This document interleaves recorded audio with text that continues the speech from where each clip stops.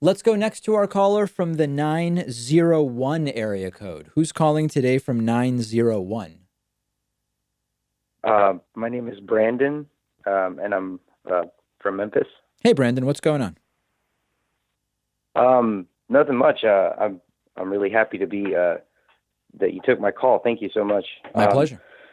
I uh, well, first of all, I just wanted to say that I really appreciate what you do, and being someone who lives in Memphis, Tennessee, it's really nice that I get to enjoy a rational perspective Thank you. on YouTube in the environment that I'm on. You and Kyle Kalinske and Bo of the Fifth Column are kind of my guys.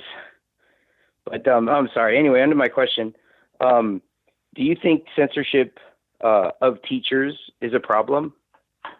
Well, I mean, you depending on what you're referring to, the answer will vary. What exactly do you mean? What kind of censorship and of which teachers?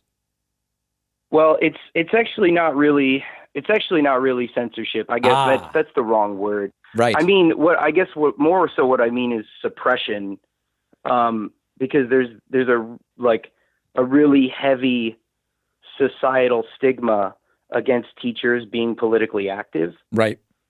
And I know a lot of teachers, and a lot of them are afraid to say certain things online because they're afraid of, getting fired and things like that.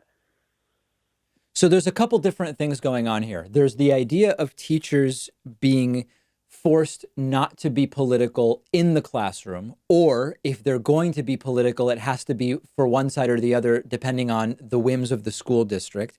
And then there's the issue of teachers being activists outside of the classroom. I'm not aware. Let me put it a different way. I know many teachers in different parts of the country who are activists, and they go to climate rallies and they go to whatever it is. And it has never caused an issue in the classroom because they're not talking about that stuff in the classroom. So that's number one. Are you talking about teachers that are like fired because they did something outside of work? Well, it's it's a fear of that. It's the fear that if I go on social media and say or protest, or if I go out in the streets and do something, Yeah. that there's going to be repercussions on me in my workplace. And that's why a lot of the teachers that I know completely avoid the subject, which I thought was funny, considering the large, the largest percentage of Bernie supporters, I think, was reported that they were teachers.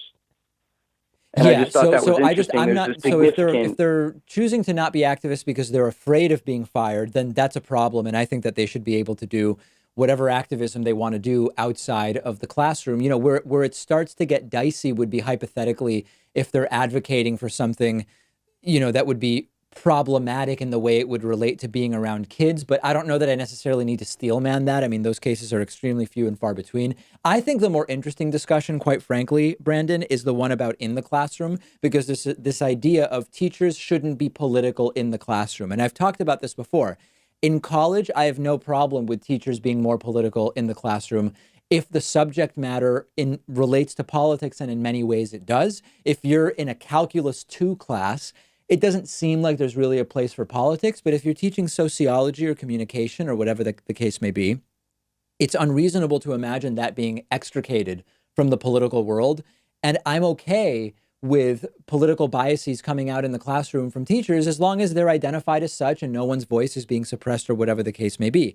In elementary school and high school, it's a different situation. And I think, particularly in classes that don't relate to politics, I can understand why parents would prefer that politics not be a part of the curriculum. And I don't know many people who argue against that, quite frankly. yeah, it's just something I wanted to ask about. It's something I've experienced with a lot of teachers that, I want them to speak their minds. I want them to put their opinions out there, but they don't want to because they're scared of, Yeah, well, listen, they judgment. should. If you're just showing up at a protest and holding a sign, that is constitutionally protected, and teachers should not be afraid of that. And if they are, we've got to deal with that. Brandon, thank you for the call. I appreciate hearing from you very, very much. Hope to hear from you again.